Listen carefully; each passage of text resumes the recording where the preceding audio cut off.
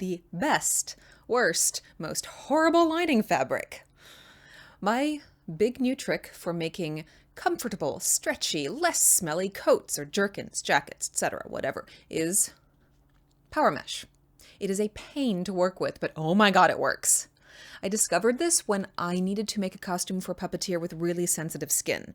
It felt soft enough for her to be comfortable, so I bought it, and the rest is this like contentious history now.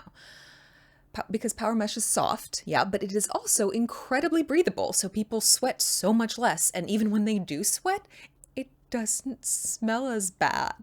It's nuts.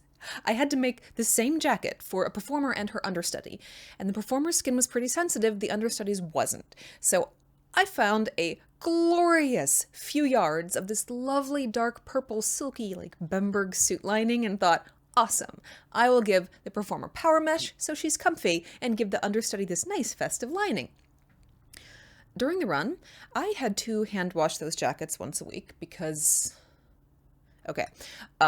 like a total loon, I had done a crap ton of metallic embroidery on them and I didn't want the embroidery wrecked in the wash. So at the end of the week, the performer would have done maybe 7 shows and the understudy might have done 1. Neither person sweated abnormally. In fact, honestly, the performer usually sweated more than the understudy. But when I would wash those things, the performer's jacket with the power mesh mainly smelled like her floral deodorant, and the understudy smelled like old sweat. So, that is why power mesh is awesome. Fair warning, power mesh does move everywhere, all the time, especially when cutting and sewing. I have not figured out a way around this aside from dreaming about chucking it into a bonfire of vengeance and swearing. Oh my god, swearing. I don't use it everywhere. It is hard for shirt sleeves to slide through, so I only do like the top third or so of sleeve linings in mesh to catch all that armpit sweat. And I do not often use it below the waist because it does like to sag.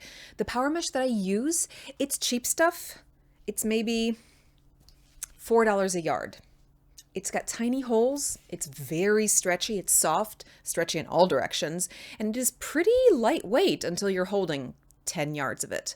Unfortunately, I can't just use one layer because it's pretty see-through and scratchy hair canvas or other things inside the costumes can poke through. So each lining piece is usually a double layer, although I have used a quadruple layer inside areas like collars for an extra sensitive person. Unfortunately, this means the layers have to be flat-lined. Flatlining is basically placing one layer of fabric on top of another, carefully pressing the pieces you've cut out perfectly flat, and then sewing or serging carefully around all the edges so these 2 layers of a pattern piece look and behave like one with no bubbles or wrinkles. And once that is done, you can sew all the pieces together as you normally would to just form the coat lining. This is great stuff. I hate it so much. And I highly recommend it. You will be so grateful for it once it is in your costume. Also, I'm sorry.